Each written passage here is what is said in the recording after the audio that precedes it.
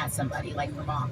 And her mom is basically like, where'd you get that from? And she's like, I got it from you, mama. Mm-hmm. And so it's the idea of mirroring what we see.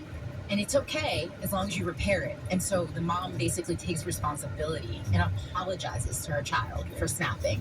And I think for me, like, even to this day, my mom did something to my daughter, and she's like, I ain't apologizing. And I'm like, Mom, it's okay. It doesn't take anything from you to just apologize. Like, because you're teaching your child what your that means, behavior. Right. You know what I mean? Like, when you're all, I'm not apologizing, you're a kid, they're growing up thinking they don't need to apologize. It's a cycle of, chaos. To break that. Yes. And so for me, it's the understanding of newness and what that means in parenting. And so it's called I Got It From My Mama. So I hope you pre-order it. Definitely gonna pre-order that. I saw you post this on Instagram once, and I thought it was good. You said, would you speak to your best friend the way you speak to yourself? Oh my gosh. I feel like I'm guilty of this. Like, the way we're so hard on ourselves nowadays, and especially like the hustle culture, and like, you know, Jess is doing this and Envy's doing that, and you have all these.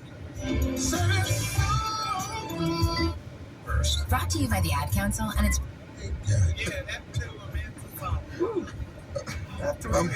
I'm right every week. Don't drop the soap, homeboy. Don't drop the soap. All right, nephew, thank you. Coming up next is my strawberry letter to the subject. He acts like he doesn't know me in public. We'll get into it right after this. The spirit of the holidays is all. And so I just feel like This move's called the reverse shuffle. I do recommend it. And it took me months to learn how to speak in reverse, like this. Here's 10 almost for diabetes type 2 with living, then has mama.